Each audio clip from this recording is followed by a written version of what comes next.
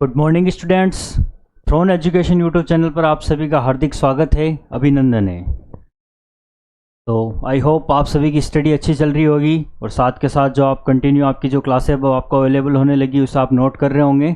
और भी आपको कोई डाउट हो तो आप कमेंट सेक्शन में मेंशन कर सकते हैं।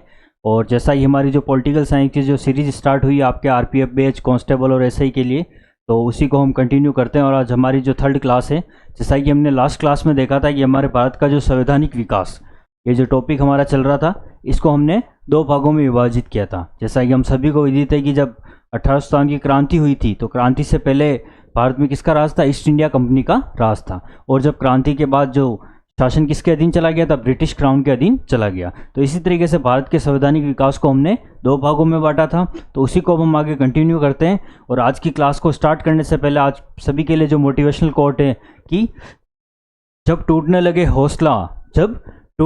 हौसला तो इतना याद रखना, बिना मेहनत के तक ताज हासिल नहीं होते हैं। ढूंढ लेते हैं जुगनू अंधेरों में भी रास्ता, क्योंकि वो कभी रोशनी के मोहताज नहीं होते हैं। इसलिए आपको अपने आप पे कॉन्फिडेंस रखना है और तैयारी में बिल्कुल फोकस रहना है, तभी आप अपने लक्ष्य को अचीव कर पाओगे। और आप सभी की तैयारी में सहयोग देने हेतु मार्गदर्शन के लिए जो हमारा थ्रोन एजुकेशन का जो ऐप है उसे आप डाउनलोड करें। ये हमारे जो गूगल प्ले स्टोर पर जो थ्रोन एजुकेशन नाम से आपको इस आइकन का ये ऐप मिलेगा, जिसमें आपके आरंभ बैच सीईटी 2024 के लिए स्टार्ट हो चुका है। और इसी के साथ साथ ये जो फीचर्स है एप्लीकेशन के, बहुत ही इफेक्टिव है, आपकी पढ़ाई में बहुत ही सहयोग देंगे। तो आपको आज ही, जिन्होंने अभी तक डाउनलोड नहीं किया और जिन्होंने कर लिया, वो भी इसे अधिक से अधिक शेयर करें थ्रोन एजुकेशन के ऐप को।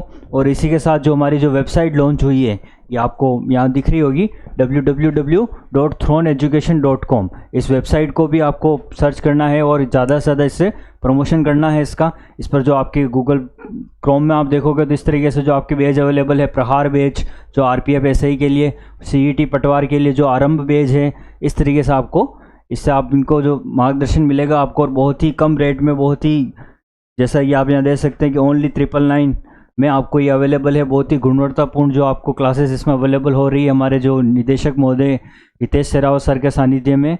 तो सर का ये जो विद्यार्थियों के प्रति जो समर्पण है, इसे आपको भी अपने लिए बेनिफिट बनाना है इसको, और ज़्यादा से ज़्यादा आपको इस क्लास को शेयर करना है। और जिन्होंने अभी तक हमारे यूट्यूब चैनल को सब्सक्राइब नहीं किया, वो भी यूट्यूब चैनल को सब्सक्राइब कीजिए और ज़्यादा से ज़्यादा इस क्लास को शेयर कीजिए। तो चलिए कंटिन्यू करते हैं हम।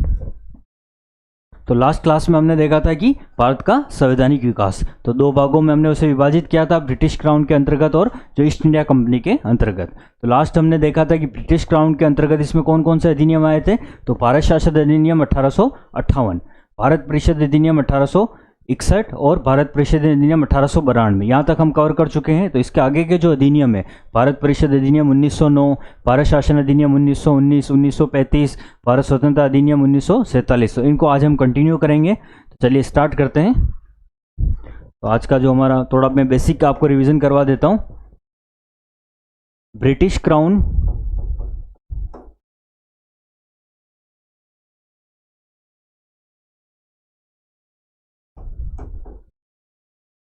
क्राउन के अधीन संवैधानिक विकास।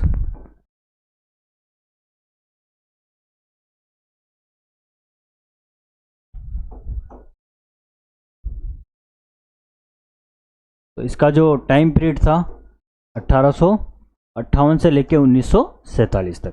तो इसके अंतर्गत जो हमने सबसे पहले कवर किया था वो था भारत शासन अधिनियम 1858। ये हम पढ़ चुके हैं, थोड़ा हम रिवीजन कर रहे हैं लास्ट क्लास का। तो था भारत शासन अधिनियम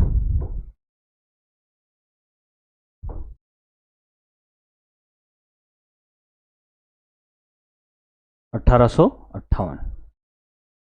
तो इस तरीके से आपको ध्यान रखना है। सबसे भारत शासन अधिनियम 1858 में क्या देखा था हमने कि जो भारतीय प्रशासन का जो नियंत्रण कंपनी से छीनकर किसको दे दिया गया था? ब्रिटिश क्राउन को दे दिया गया था। और इसमें क्या क्या किया था कि भारत का जो सचिव था उसका पद बनाया गया था। और भारत सचिव को जो हमने देखा था पिट्स इंडिया एक्ट 1784 में, जो बोर्ड ऑफ डायरेक्टर और बोर्ड ऑफ कंट्रोल बनाए गए थे। तो इस अधिनियम में बोर्ड ऑफ डायरेक्टर और बोर्ड ऑफ जो कंट्रोल है, दोनों के अधिकार किसको दे दिए गए? भारत सचिव को दे दिए गए। भारत सचिव कहाँ बैठता था? जो इंग्लैंड लंदन में उसकी पोस्ट होती थी, वहां पर भारत का प्रतिनिधि होता था भारत सचिव। तो इसमें क्या कर दिया गया? भारत सचिव का ध्यान रखना, भारत सचिव को बोर्ड ऑफ कंट्रोल और बोर्ड ऑफ डायरेक्टर के अधिकार दे दिए गए।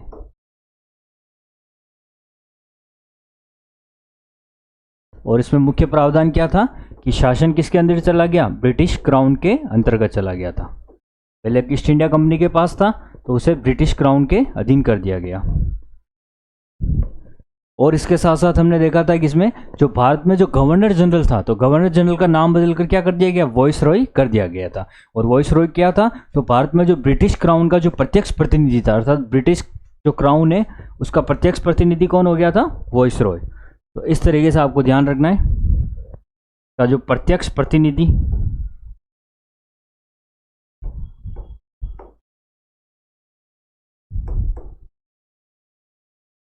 वॉइस रॉय। और जो पहले जो वॉइस रॉय थे, जो लास्ट जब हम देखते हैं 1801 की क्रांति हुई थी, उससे पहले गवर्नर जनरल कहा जाता था। और जो उस समय 1801 की क्रांति के समय जो गवर्नर जनरल थे लॉर्ड कैनिंग, तो गवर्नर जनरल का नाम क्या कर दिया गया, वॉइस रॉय। तो प्रथम वॉइस रॉय कौन हो गए भारत के, प्रथम वॉइस रॉय वो है लॉर्ड कैनिंग।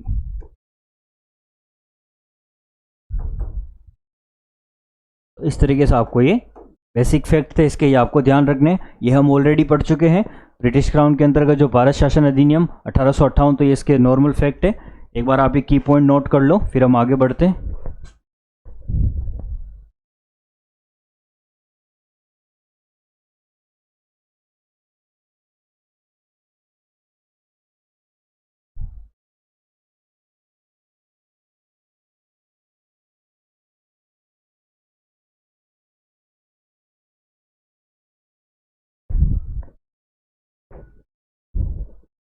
फिर उसके बाद हमने देखा था तो नेक्स्ट हमारा भारत परिषद अधिनियम 1861। तो भारत परिषद अधिनियम 1861 में क्या किया गया था, भारत परिषद अधिनियम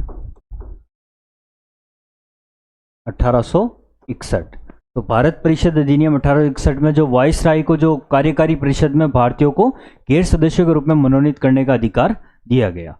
तो ये ध्यान रखना, अब इसमें क्या प्रावधान किया गया था, तो जो वॉइस रॉय था, वॉइस रॉय को जो अपनी कार्यकारी परिषद में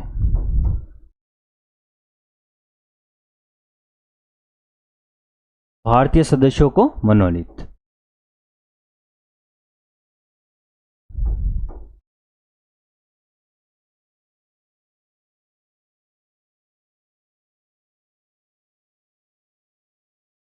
मनोनीत करने का अधिकार दिया गया। और इसके साथ साथ इसमें क्या प्रावधान किया गया था कि विभागीय प्रणाली की स्थापना की गई थी, विभागीय प्रणाली।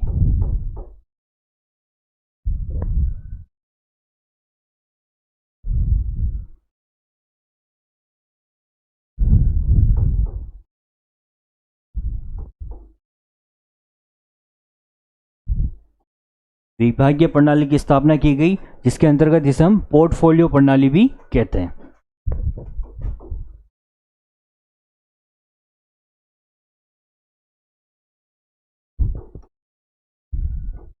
पोर्टफोलियो प्रणाली, इसके अंतर्गत अलग अलग विभाग बनाए गए, जैसा कि हमें वर्तमान में आप सभी को पता है कि शिक्षा विभाग होता है, चिकित्सा विभाग होता है, कृषि विभाग होता है। तो इस तरीके से अलग अलग विभाग बनाए गए हैं। तो उसी समय इसकी शुरुआत कब हुई थी, भारत परिषद अधिनियम 1861 में। और इससे क्या होता है कि अलग अलग विभाग बनाने से कार्यों की क्या करता है, पृथक्करण किया जाता है, जिससे कार्यों में विशेषज्ञता आती है। तो इस तरीके से आपको ध्यान रखना। और इसमें एक प्रावधान और किया गया था, जो मद्रास और बम्बई की जो प्रेसिडेंसी थी उनको विधायी शक्तियां देकर विकेंद्रीकरण की शुरुआत कर दी गई थी। तो आपको पता है कि जैसे 1773 के रेगुलेटिंग एक्ट में हमने देखा था कि जब बंगाल के अधीन मद्रास और बॉम्बे की प्रेसिडेंसी को किया गया था, बंगाल के गवर्नर को गवर्नर जनरल बना दिया गया था। तो उसी तरीके से इस अधिनियम में मद्रास और बम्बई को क्या विधायी शक्तियां देकर विकेंद्रीकरण की शुरुआत की गई थी। तो इससे यह प्रावधान भी आपको ध्यान रखना है, मद्रास एवं बॉम्बे को विधायी शक्तियां, विधायी शक्तियां। तो इस तरीके से ये आपके भारत परिषद अधिनियम 1861, तो ये आपको ध्यान रखना है। एक बार इसका स्क्रीनशॉट ले लो।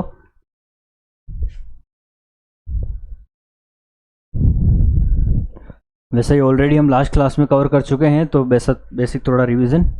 फिर हम देखते हैं कि भारत परिषद अधिनियम 1892। कौन सा अधिनियम है? भारत परिषद अधिनियम 1892।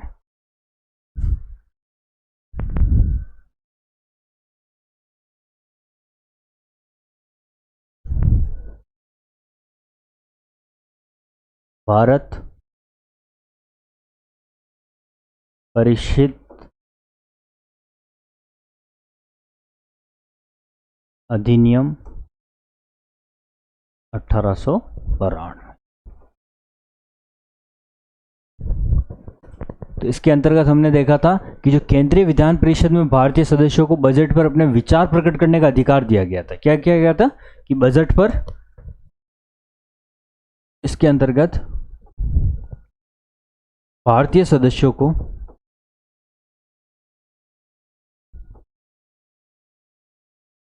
बजट पर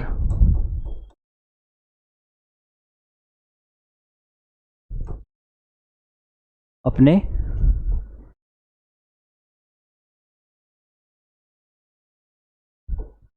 विचार प्रकट करने का अधिकार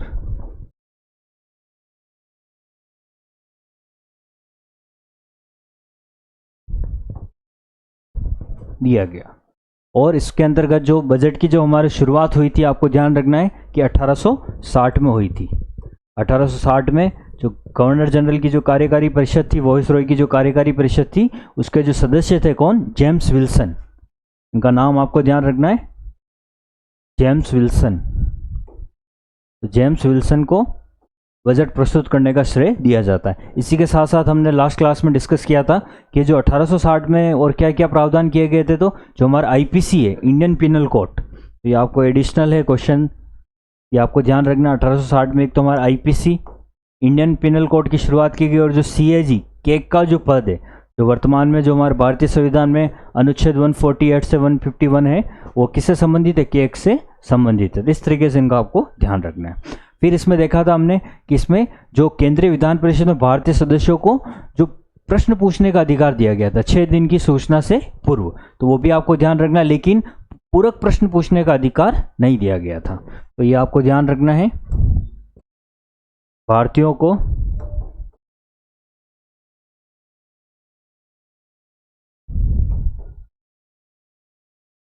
केंद्रीय विधान परिषद में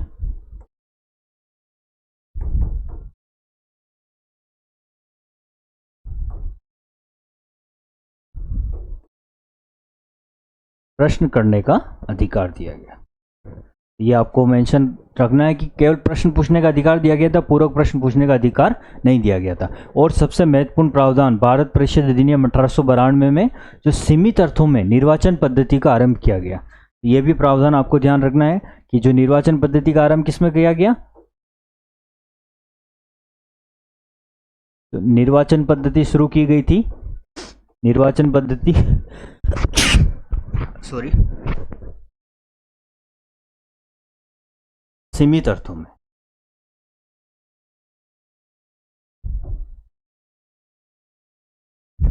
इस तरीके से आपको इसके जो भी प्रोविजन है वो ध्यान रखने हैं। क्या क्या किया गया था 1800 परिषद अधिनियम 1892 में? केंद्रीय विधान परिषद में भारतीय सदस्यों को बजट पर अपने विचार रखने का अधिकार दिए गए थे, और जो बजट जो प्रस्तुत किया गया था वो 1860 में सर्वप्रथम इसकी शुरुआत हुई थी। और जो वाइसराय, जो गवर्नर जनरल, इसका नाम बदलकर वाइसराय कर दिया गया था, उनकी कार्यकारी सदस्य जो जेम्स विल्सन है, उसको बजट प्रस्तुत करने का श्रेय दिया जाता है। तो इसकी जो आईपीसी है 1860 की शुरुआत कब हुई? 1860 के आईपीसी में सीएजी की शुरुआत हुई थी। और सार्वजनिक हितों के मामलों में केंद्रीय विधान परिषद के जो भारतीय सदस्यों को 6 दिन पूर्व सूचना देकर प्रश्न पूछने का अधिकार दिया गया था। और इसमें जो पूरक प्रश्न पूछने और मतदान का अधिकार नहीं दिया गया था, केवल एक बार प्रश्न पूछने का अधिकार दिया गया था। और इसी के साथ साथ इसमें सीमित अर्थों में निर्वाचन पद्धति का आरंभ हुआ था। तो एक बार ये आप इसको नोट कर लीजिए, स्क्रीनशॉट ले लीजिए।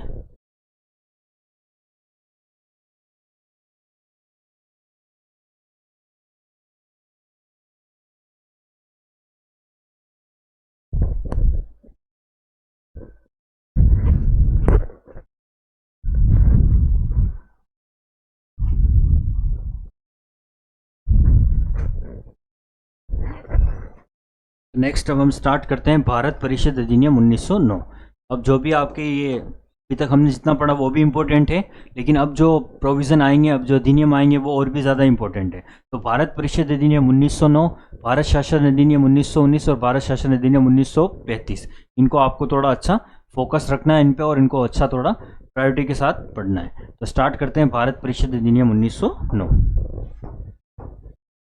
जो भारत परिषद अधिनियम 1909 है, भारत परिषद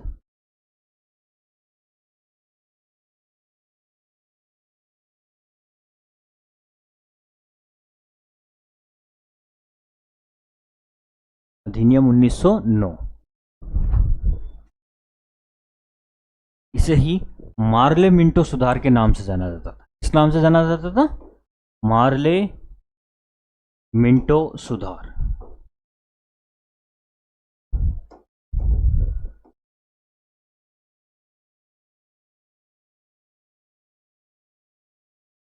जैसा कि आपको विदित है कि मार्ले जो थे वो भारत सचिव थे, भारत सचिव जो लंदन में जो भारत का प्रतिनिधि होता था, और मिंटो जो भारत के जो वॉइस रॉय, गवर्नर जनरल का नाम बदल कर क्या कर दिया गया था, वॉइस रॉय, तो मिंटो वॉइस रॉय थे यहाँ पर। तो इस तरीके से इन दोनों के सुधार के नाम से इसे जाना जाता है। तो इस अधिनियम में सबसे महत्वपूर्ण जो भारत में जो पृथक निर्वाचन है, जो सांप्रदायिक निर्वाचन की शुरुआत की गई, जिसके अंतर्गत सर्वप्रथम मुस्लिम समुदाय को शामिल किया गया। इसके प्रावधान आपको ध्यान रखने हैं।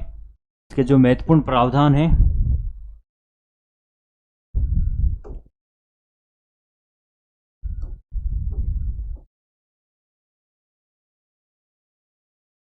महत्वपूर्ण प्रावधान के अंतर्गत इसमें वॉइस रॉय पृथक निर्वाचन की शुरुआत हुई थी, और किस पे हुई थी? सर्वप्रथम मुस्लिम जो समुदाय है उसको पृथक निर्वाचन दिया गया। इसमें पृथक निर्वाचन, या इसे हम सांप्रदायिक निर्वाचन भी कह सकते हैं।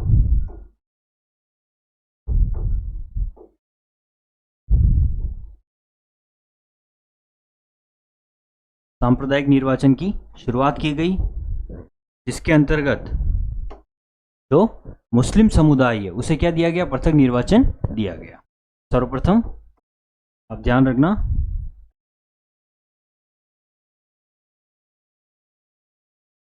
मुस्लिम वर्ग के लिए पृथक निर्वाचन प्रदान किया गया। ये सबसे महत्वपूर्ण प्रावधान यही है, यहीं से सांप्रदायिक फूट की शुरुआत होती है, और यही फूट आगे चलकर, यही दरार आगे चलकर दो देशों के रूप ले लेती है, भारत और पाकिस्तान का। तो जो पाकिस्तान बनाने के जो बीज यहीं से वो दिए गए थे, तो आपको इसमें ध्यान रखना। इसी के साथ साथ क्या किया गया? जो वॉइस रॉय की जो कार्यकारी परिषद थी उसमें किसी भारतीय को शामिल किया गया। तो वॉइस रॉय की कार्यकारी परिषद में भारतीय को शामिल किया गया।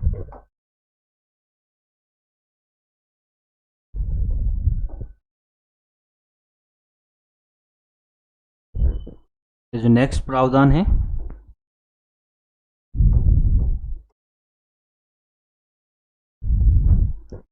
वॉइस रॉय की कार्यकारी परिषद में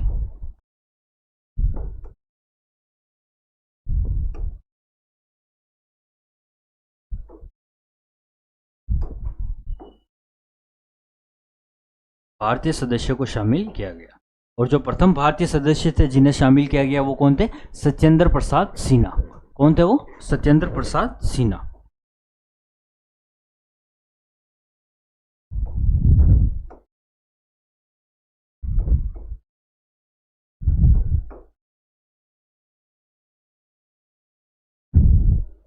आपको ध्यान रखना है, जो सर्वप्रथम किसी भारतीय सदस्य जिसे वॉइस रॉय की कार्यकारी में शामिल किया गया था वो कौन थे? सत्येंद्र प्रसाद सिन्हा थे। इतना नोट कर लीजिए एक बार।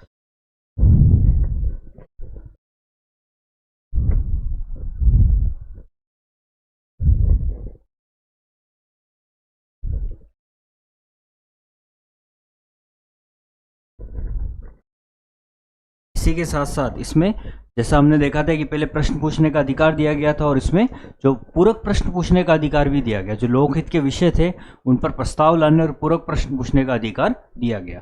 केंद्रीय जो परिषद थी उसमें सदस्यों को बजट पर लोकहित के विषयों की विवेचना करने और प्रस्ताव लाने और पूरक प्रश्न पूछने का अधिकार दिया गया। इस तरीके से ये प्रावधान आपको ध्यान रखना है। बजट पर जो बजट प्रस्तुत किया जाता था उस बजट पर जो लोकहित बजट और लोकहित दोनों का ध्यान रखना आपको। पब्लिक वेलफेयर के जो विषय है बजट एवं लोकहित के विषयों पर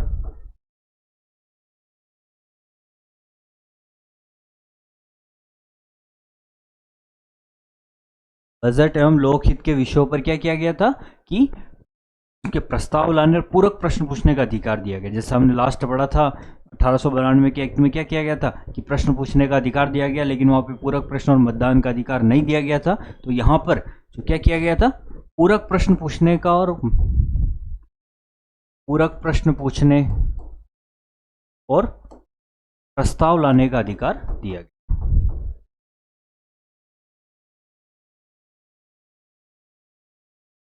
आपको कंफ्यूज नहीं होना है, यहाँ पर पूरक प्रश्न पूछना प्रस्ताव लाने का अधिकार दिया गया।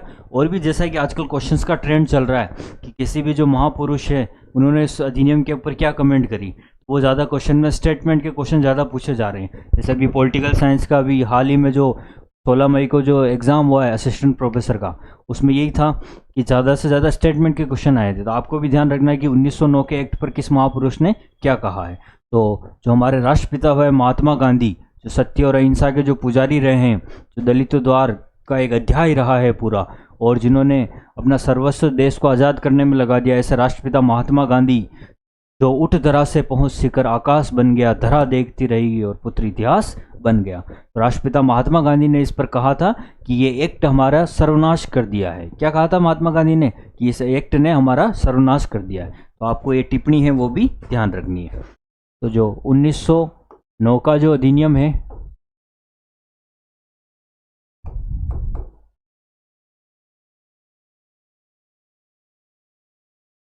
इस पर जो हमारे राष्ट्रपिता महात्मा गांधी है उन्होंने कहा था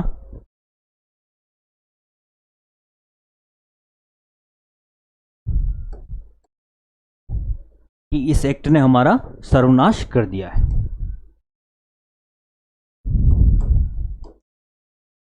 इस एक्ट ने हमारा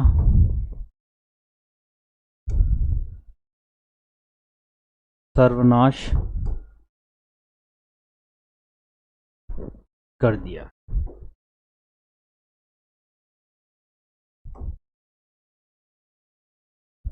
महात्मा गांधी की इस पर टिप्पणी थी। तो एक बार इसको आप नोट कर लो।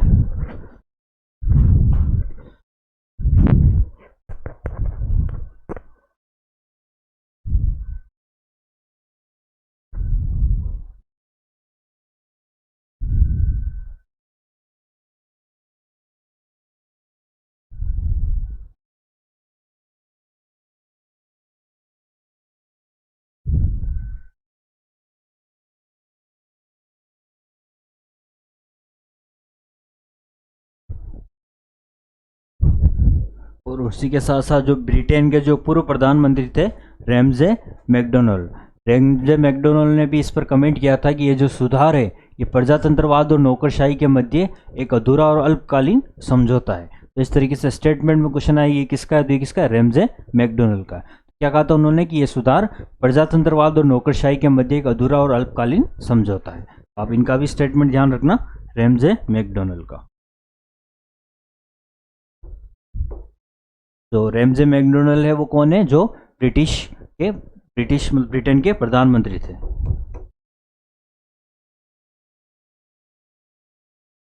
तो रैमजे मैकडोनल्ड,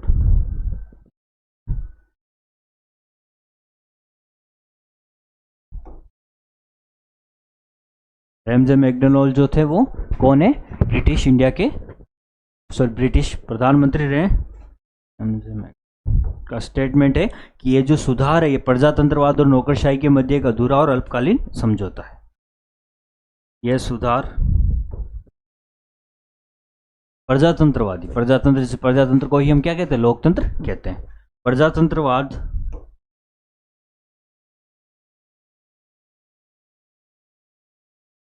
और नौकरशाही के मध्य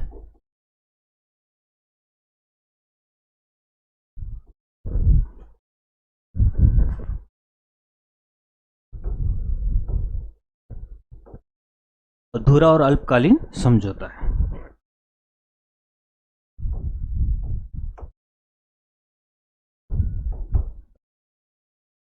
एक अधूरा एवं अल्पकालीन समझौता है।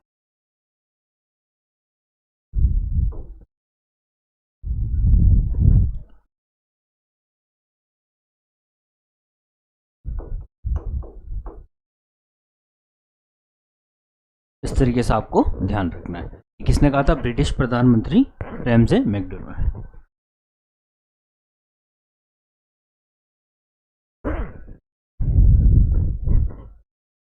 तो ये प्रावधान है भारत परिषद अधिनियम 1909 के। तो हम आगे बढ़ते हैं। नेक्स्ट है हमारा अधिनियम, वो है भारत शासन अधिनियम 1919।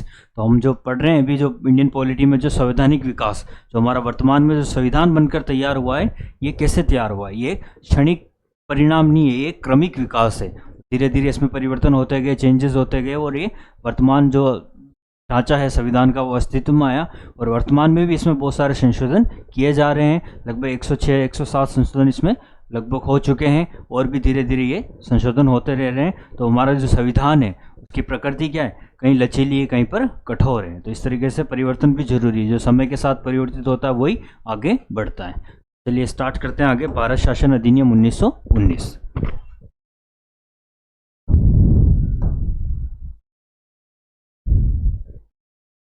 भारत शासन अधिनियम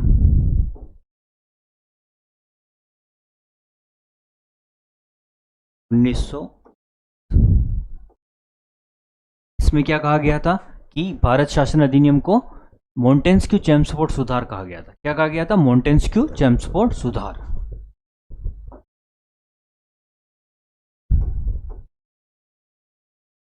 मोंटेस्क्यू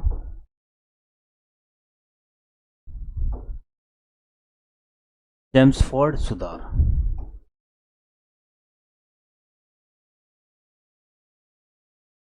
इस तरीके से मोंटेस्क्यू चेम्सफोर्ड सुधार। मोंटेस्क्यू जो भारत सचिव थे ब्रिटेन में, और जो चेम्सफोर्ड जो थे वो कौन थे? जो यहाँ पर वॉइस रॉय थे। जैसे हमने देखा था कि भारत परिषद अधिनियम 1909 को पार्लियामेंटो सुधार कहा गया था, वैसे इसे भारत शासन अधिनियम को क्या 1919 को क्या कहा गया था? मोंटेस्क्यू चेम्सफोर्ड सुधार कहा गया था। तो इसमें प्रांतों में द्वैध शासन की प्रणाली की शुरुआत की गई, मतलब दोहरी शासन, जहाँ दो गवर्नर जनरल बनाए गए थे। तो इस तरीके से प्रांतों में क्या किया गया था कि द्वैध शासन शुरू किया गया। कोई ध्यान रखना है इसके प्रावधान, इसके जो प्रोविजन है।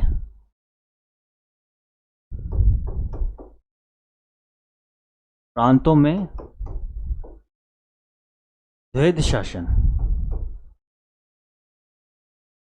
जो डायआर्की सिस्टम है, दोहरी सरकार की इसमें शुरुआत की गई थी। और प्रांतों के विषयों को दो भागों में विभाजित कर दिया गया था। क्या किया गया था? प्रांतों में विषयों का विभाजन कर दिया गया। विषयों का विभाजन।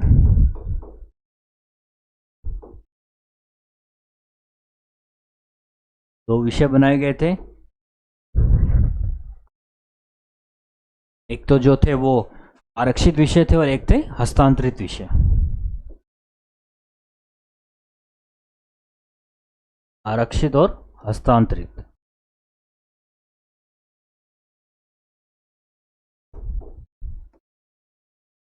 और जिसमें जो आरक्षित विषय थे वो गवर्नर जनरल की जो कार्यकारी परिषद थी उसके अंतर्गत रखे जाते थे। जो नौकरशाही थी गवर्नर जनरल की, वो इसे संभालती थी। जो हस्तांतरित विषय होते थे, जो मनोनीत मंत्री होते थे, भारतीय मनोनीत, उनको दे दिए जाते थे। तो जो आरक्षित विषय होते थे उसमें जो मुख्य जो विभाग होते थे, मुख्य जो कार्य क्षेत्र होते थे, वो तो आरक्षित विषय में रख दिए जाते थे। जैसे आरक्षित विषय के अंतर्गत कानून एवं राजस्व के मामले, वित्त से संबंधी मामले, सिंचाई से संबंधी मामले होते थे। और हस्तांतरित विषयों में जो कृषि संबंधी कार्य हो गए, शिक्षा संबंधी कार्य हो गए, अन्य जो सेवाएं होगी चिकित्सा संबंधी, वो रख दी जाती थी। तो इस तरीके से क्या कर दिया? विषयों का विभाजन कर दिया गया। हस्तांतरित विषय जो भारतीय जो मनोनीत मंत्री होते थे उनको सौंप दिए गए थे। तो इस तरीके से आपस में आरक्षित और हस्तांतरित विषयों का विभाजन किया गया। इस तरीके से आपको ध्यान रखना, द्वैध शासन प्रणाली किसमें स्टार्ट हुई थी? भारत शासन अधिनियम 1919 में। और इसी के साथ साथ केंद्र में द्विसदनीय व्यवस्था, जैसे हम वर्तमान में देखते हैं कि लोकसभा और राज्यसभा दो सदन है, वैसे ही केंद्रीय विधान परिषद और राज्य परिषद, उस समय दो सदन स्टार्ट किए गए थे। जो केंद्रीय विधानमंडल था उसके साथ साथ राज्य परिषद नाम से दूसरा सदन भी प्रारंभ किया गया। तो केंद्र में क्या किया गया? द्विसदनीय विधायिका की शुरुआत की गई। केंद्र में द्विसदनीय विधायिका की शुरुआत।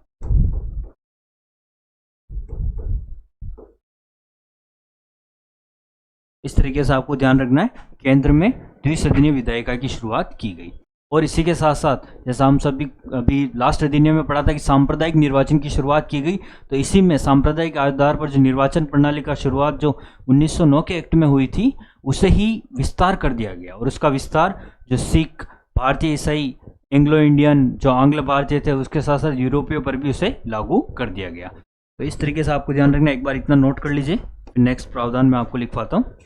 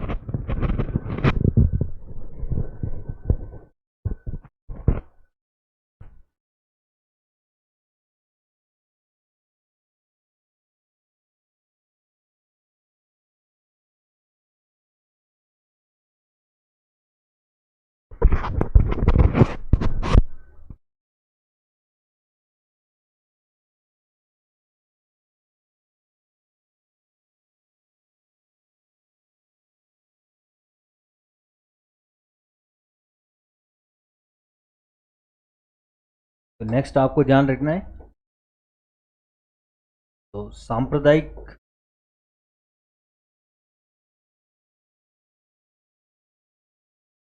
निर्वाचन प्रणाली का विस्तार।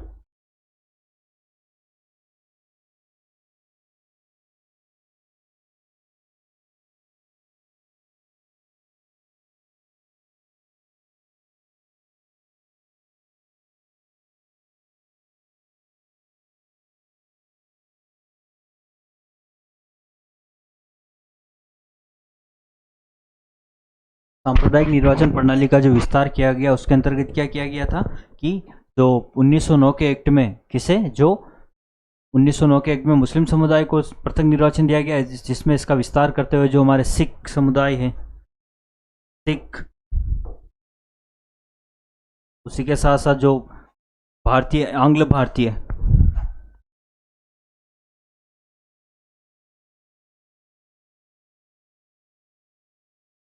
और जो ईसाई यहाँ पर आए थे, तो जो भारतीय ईसाई थे उनको भी इसमें शामिल किया गया। भारतीय ईसाई,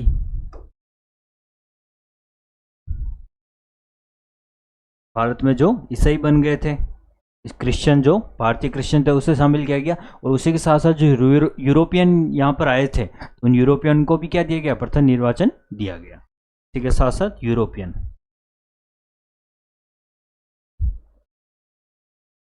तो इसमें जो पृथक निर्वाचन प्रणाली थी इसका क्या कर दिया गया, जो सांप्रदायिक निर्वाचन है या पृथक निर्वाचन है उसका विस्तार कर दिया गया, जिसे इसमें सिख, भारतीय ईसाई, आंग्ल भारतीय, यूरोपियन को भी शामिल कर दिया गया। और इसी के साथ साथ जो हमारे जो एक वर्ड आता है उत्तरदायी शासन, तो जो सर्वप्रथम उत्तरदायी शासन शब्द का प्रयोग इसी अधिनियम में किया गया था। यह प्रावधान भी आपको ध्यान रखना है, उत्तरदायी शासन।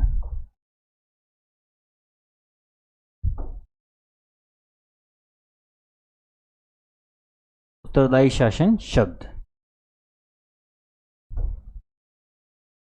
उत्तरदायी शासन शब्द का जो प्रावधान है वो इसी में किया गया था। ये आपको इस तरीके से ध्यान रखना है। कौन सा अधिनियम में, भारत शासन अधिनियम 1919। क्या किया गया था इसके अंतर्गत, प्रांतों में द्वैध शासन की शुरुआत की गई, दोहरी सरकार, डायरकी सिस्टम। इसके साथ साथ इसलिए विषयों को दो भागों में विभाजित किया गया था, आरक्षित विषय और हस्तांतरित विषय। जो आरक्षित विषय होते थे, गवर्नर जनरल की जो कार्यकारी परिषद में जो नौकरशाही होती थी वो संभालती थी, जिसके अंतर्गत मुख्य विषय उनके पास होते थे, जैसे कानून एवं राजस्व संबंधी मामले हो गए, वित्त संबंधी मामले हैं, सिंचाई संबंधी मामले उसमें शामिल होते थे। और जो हस्तांतरित विषय थे वो किसको दिए गए, जो कार्यकारी परिषद में जो भारतीय मंत्री मनोनीत किए जाते थे उनको दे दिए गए थे। उसके अंतर्गत कौन कौन से विषय होते थे, जो कृषि, शिक्षा, स्वास्थ्य, इस तरीके से विषय उनको दिए जाते थे। इस तरीके से विषयों का विभाजन किया गया। और जो केंद्र में द्विसदनीय व्यवस्था शुरुआत की गई, केंद्रीय परिषद जिसे केंद्रीय विधानमंडल भी कहते हैं और दूसरी राज्य परिषद। इस तरीके से आपको दोनों ध्यान रखने। और इसी के साथ साथ जो सांप्रदायिक निर्वाचन था, जो पृथक निर्वाचन था, उसका विस्तार कर दिया गया, जिसे सिख के साथ साथ जो हमारे आंग्ल भारतीय थे, भारतीय ईसाई थे, यूरोपियन थे, उन पर भी वो लागू कर दी गई। तो इस तरीके से आपको ध्यान रखना है, सांप्रदायिक निर्वाचन प्रणाली का विस्तार किया गया। यह है भारत शासन अधिनियम 1919।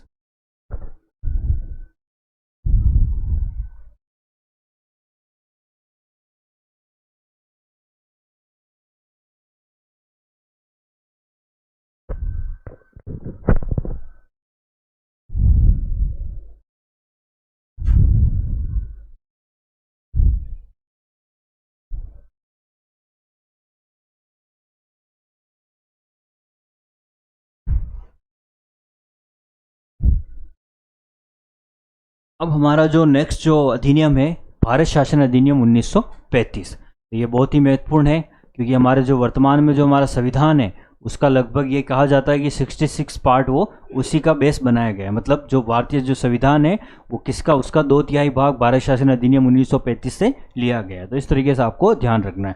तो जैसे हमने पहले भी चर्चा करी थी कि 1773 में जब रेगुलेटिंग एक्ट आया था, तब क्या कलकत्ता में क्या किया गया था, उच्चतम न्यायालय की स्थापना की गई थी। और भारत परिषद अधिनियम में जो क्या बनाया गया, एक अखिल भारतीय संघ की स्थापना कर दी गई थी और जो संघीय न्यायालय की स्थापना की गई थी। ये हम प्रोविजन पहले 1773 के वहाँ पे भी मेंशन किया हुआ हमने कि संघीय न्यायालय की स्थापना की गई वर्ष 1937 में, इसका क्रियान्वयन किया गया। और जो वर्तमान में जो हमारा न्यायालय है, जो सुप्रीम कोर्ट है, उसकी शुरुआत कब की गई थी, 28 जनवरी 1950 से। तो हम स्टार्ट करते हैं भारत शासन अधिनियम 1935।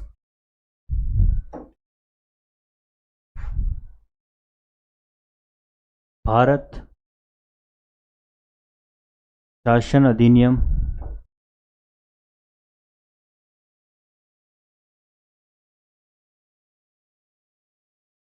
1935। तो संविधान का महत्वपूर्ण स्रोत है भारत शासन अधिनियम 1935। तो इसमें क्या किया गया था कि जो प्रांतों में जो द्वैध शासन था, उस द्वैध शासन को प्रांतों से समाप्त करते हुए केंद्र में लागू कर दिया गया। ये प्रावधान आपको ध्यान में रखने।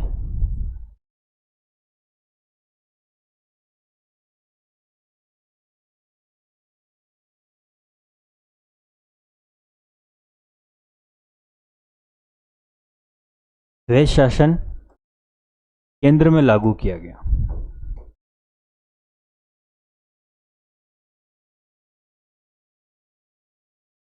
और प्रांतों में समाप्त कर दिया गया।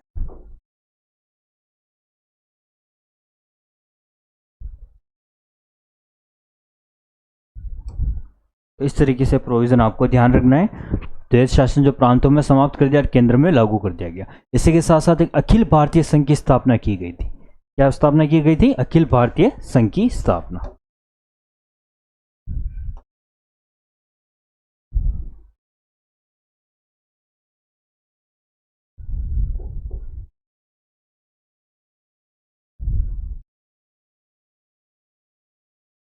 अखिल भारतीय संघ की स्थापना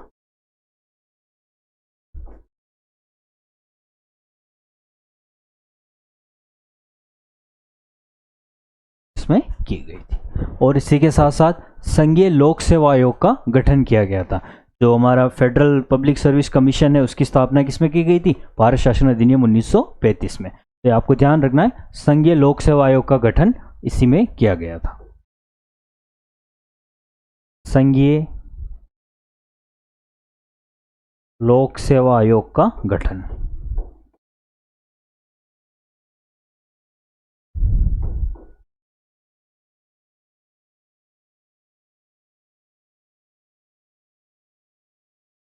संघीय लोक सेवा आयोग का गठन किया गया।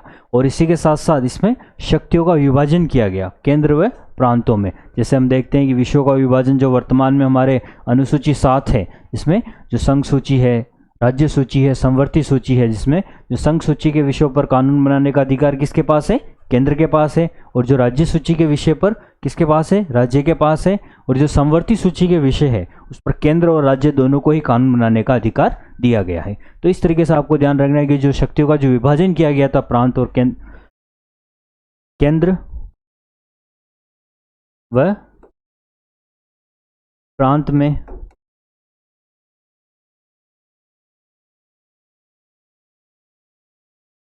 शक्तियों का विभाजन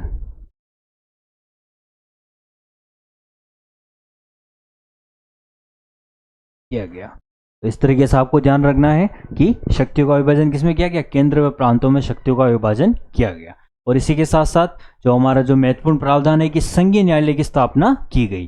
जो कोलकाता में जो उच्चतम न्यायालय था, तो इसमें जो एक संघीय न्यायालय बनाया गया, उसकी स्थापना 1937 में, जिसका क्रियान्वयन किया गया। तो अगर आपका क्वेश्चन आता है कि संघीय न्यायालय की स्थापना का प्रावधान कौन से अधिनियम में है, तो 1935 के अधिनियम में। तो आपको ध्यान रखना है संघीय न्यायालय,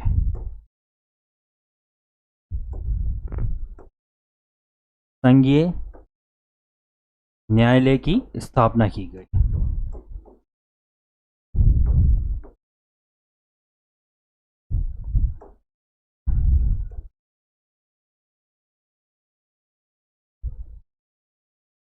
इस तरीके से आपको इसमें ध्यान रखना है। तो संघीय न्यायालय की जो स्थापना की गई थी वो किस में की गई थी, 1935 के अधिनियम में की गई। और इसी के साथ साथ इसमें द्विसदनीय व्यवस्था जैसे केंद्रीय विधानमंडल और क्या किया गया था, राज्य परिषद, इनकी शुरुआत की गई थी। तो आपको ध्यान रखना है केंद्रीय विधानमंडल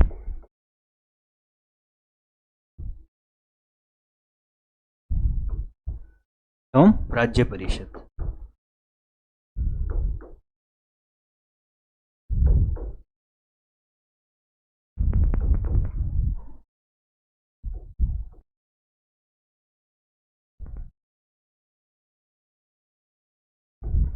द्विसदनीय व्यवस्था, केंद्रीय विधानमंडल और राज्य परिषद। तो 1935 का एक्ट हमारे लिए बहुत ही महत्वपूर्ण है। इसमें जो भी प्रोविजन थे वो भी हमारे भारतीय संविधान का जो मूल रूप है उससे भी संबंधित है। लगभग उसका 2/3 भाग इसी से लिया गया है। तो एक बार इसका फिर से आपको अच्छे से रिवीजन करना है। इसमें जो द्वैध शासन 1919 के अधिनियम में लागू किया गया था प्रांतों में, उसे समाप्त करते हुए केंद्र में लागू कर दिया गया।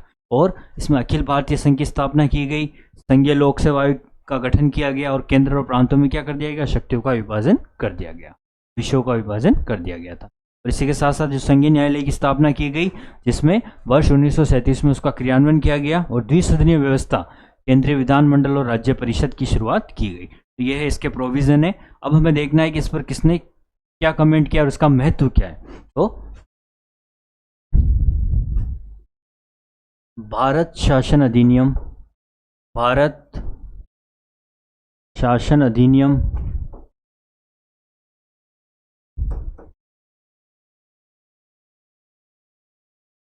1935 का महत्व।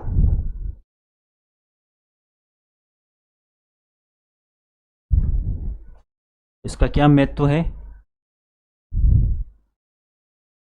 जैसा कि कहा गया है कि भारत का जो वर्तमान संवैधानिक ढांचा है उसका आधार स्रोत बना है।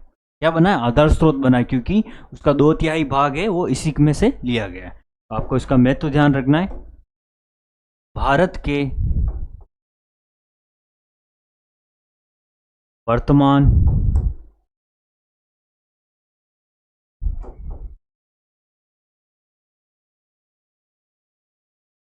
संवैधानिक ढांचे का आधार स्रोत क्या बना है, आधार स्रोत बना है।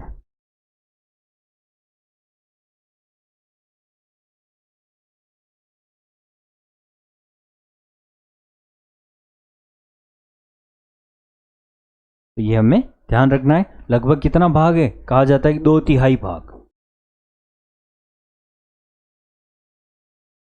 2/3 भाग इसी से लिया गया है। तो हम आगे डिस्कस करेंगे जब हम पढ़ेंगे हमारे भारतीय संविधान के स्रोत क्या है। जैसा आपको विदित है कि हमारा जो संविधान है वो बहुत से देशों में से जो अच्छे प्रावधान थे उनसे लेकर बनाया गया था, क्योंकि वो देश पहले ही आज़ाद हो चुके थे और उन्होंने पहले अपना संविधान बना लिया गया था। और कोई सी भी जो अच्छी बात किसी से सीखना गलत नहीं होती है। तो इस तरीके से आपको ध्यान रखना है कि हमने अलग अलग देशों से जो जो भी प्रोविज़न लिए हैं, जिसे हम क्या कहते हैं, भारतीय संविधान का स्रोत कहते हैं, तो आने वाली क्लास में हम उस पर डिस्कस करेंगे। तो इस तरीके से आपको ध्यान रखना है कि जो हमारे भारत के जो वर्तमान संवैधानिक ढांचे का जो आधार का जो स्रोत बना है, उसका 2/3 भाग इससे लिया गया है। और इस पर जो हमारे जो भारत के जो प्रथम प्रधानमंत्री पंडित जवाहरलाल नेहरू ने कहा था,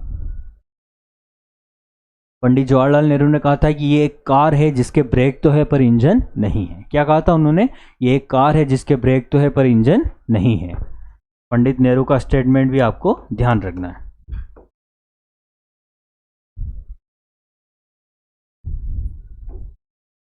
यह एक ऐसी कार है जिसके ब्रेक तो है पर इंजन नहीं है।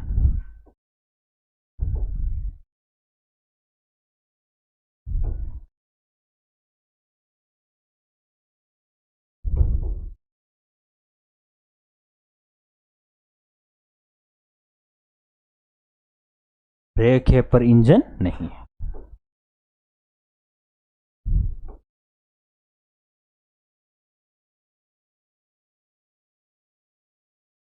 इस तरीके से आपको ध्यान रखना है। 1935 का अधिनियम बहुत ही महत्वपूर्ण है, तो एक बार इसके प्रोविज़न है, इसमें आप नोट कर लीजिए या इसका स्क्रीनशॉट ले लो।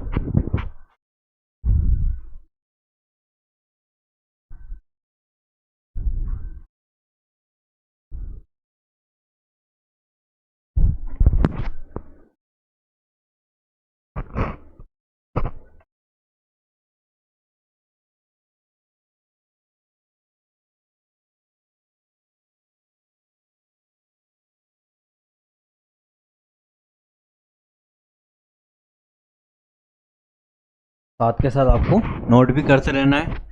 ये भी, इसका भी स्क्रीनशॉट ले लो आप, इसका महत्व और इसमें पंडित नेहरू ने क्या कहा था।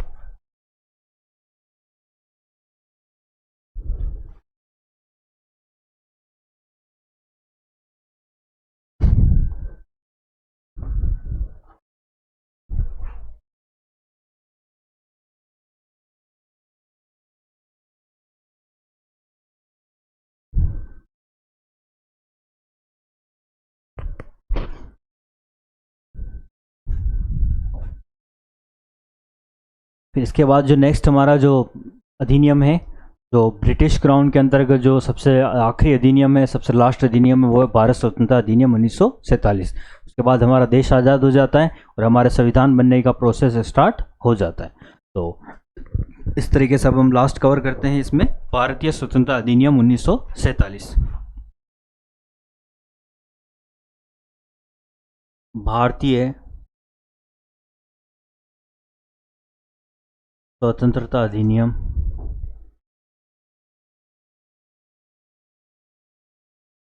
1947।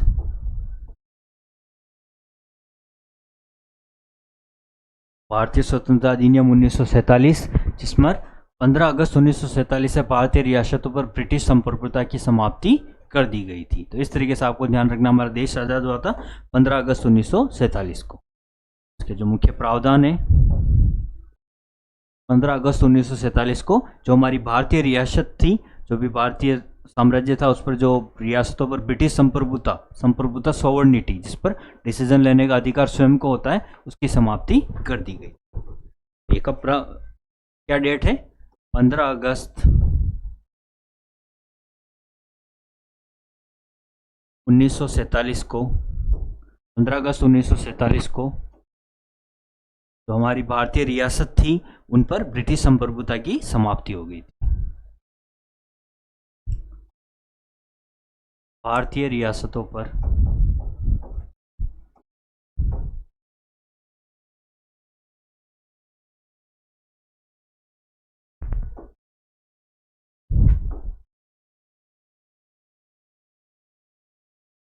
ब्रिटिश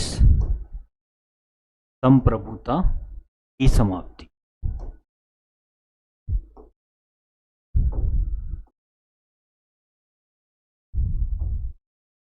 सबसे मुख्य प्रावधान, जो हमारा देश आज़ाद हुआ था 15 अगस्त 1947 से, ब्रिटिश जो भी संप्रभुता वो समाप्त कर दी गई।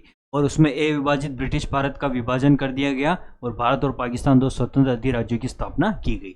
अधिराज्य मतलब डोमिनियन स्टेट। तो जब हमारा देश आज़ाद हुआ था 15 अगस्त 1947 को, तो भारत एक औपनिवेशिक राज्य बन गया था। लेकिन जब हमारा संविधान लागू हुआ था 26 जनवरी 1950 को, तब क्या हुआ था कि हमारा खुद का संविधान बन गया था, तो हम संप्रभु हो गए थे। तब हम संप्रभुता प्राप्त हुई थी और वो जो औपनिवेशिक राज्य का दर्जा समाप्त हो गया था और भारत पूर्ण रूप से स्वतंत्र हुआ था। ये डिफरेंस आपको ध्यान रखना है। 15 अगस्त 1947 को हमें आज़ादी मिली थी, लेकिन जो वास्तविक संप्रभुता हमें प्राप्त हुई जब हमारा संविधान लागू हुआ है 26 जनवरी 1950 को प्राप्त हुई है। इस तरीके से आपको ध्यान रखना है कि ए विभाजित ब्रिटिश भारत का विभाजन कर दिया गया, भारत और पाकिस्तान दो स्वतंत्र अधिराज्यों की स्थापना की गई। इसमें विभाजन कर दिया गया। विभाजन से तात्पर्य क्या था कि भारत और पाकिस्तान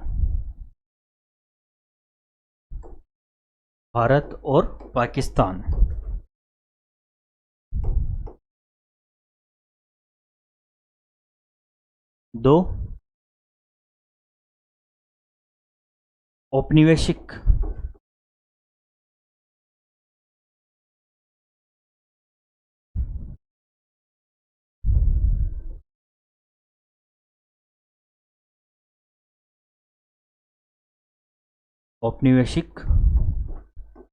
राज्यों की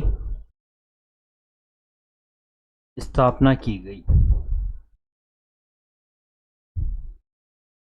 भारत और पाकिस्तान दो अलग अलग औपनिवेशिक राज्य बना दिए गए। इस तरीके से आपको ध्यान रखना। यहाँ राज्य से तात्पर्य आपके राजस्थान, बंगाल, पश्चिम बंगाल ये नहीं है, यहाँ हरियाणा वगैरह ये राज्य नहीं है। राज्य जो आपके संविधान में राज्य है, जैसा हमने स्टार्टिंग में भी डिस्कस किया था कि राज्य ऐसा कोई निश्चित भूभाग है जिस पर जनसंख्या होती है और उस जनसंख्या के नियमन के लिए एक सरकार होती है और उस सरकार के पास संप्रभुता होती है। तो अर्थात दो अलग अलग जो औपनिवेशिक राज्यों से तात्पर्य जो हमारे वर्तमान में जिसे हम देश कहते हैं उससे संबंधित है, दो अलग अलग बनाए गए। और इसी के साथ साथ दोनों ही अधिराज्यों को क्या बनाया गया कि संविधान निर्मात्री सभा को संविधान बनाने का अधिकार और ब्रिटिश राजमंडल से अलग होने की स्वतंत्रता दी गई। तो आपको ध्यान रखना है। इन्हीं के साथ साथ जो दोनों ही औपनिवेशिक राज्य थे, दोनों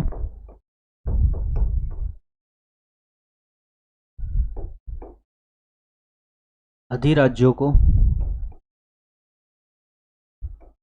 संविधान बनाने के लिए क्या बनाई गई, संविधान बनाने का अधिकार दिया गया और ब्रिटिश राजमंडल से अलग होने की स्वतंत्रता दी गई। संविधान बनाने का अधिकार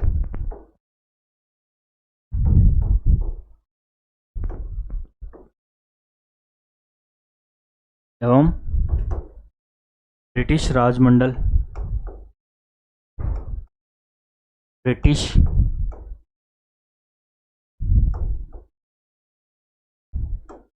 से अलग होने की स्वतंत्रता दी गई।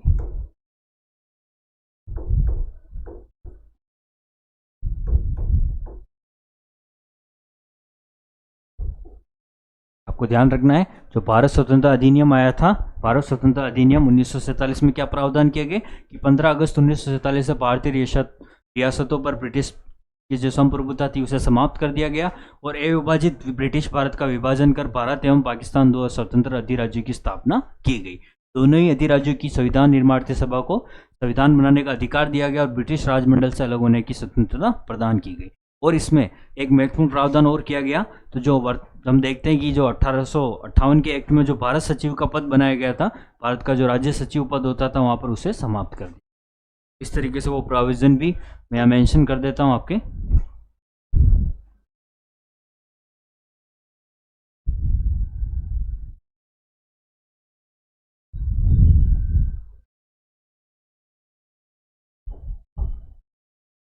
भारत सचिव के पद को समाप्त कर दिया गया।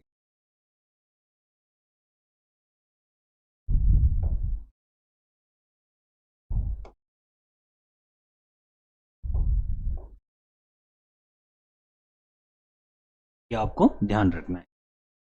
भारत स्वतंत्रता अधिनियम 1947 क्या किया गया इसमें कि 15 अगस्त 1947 से भारतीय रियासतों पर ब्रिटिश संप्रभुता की समाप्ति की गई और अविभाजित ब्रिटिश भारत का ब्रिटिश जो विभाजन कर दिया गया और भारत और पाकिस्तान दो स्वतंत्र अधिराज्यों की स्थापना की गई।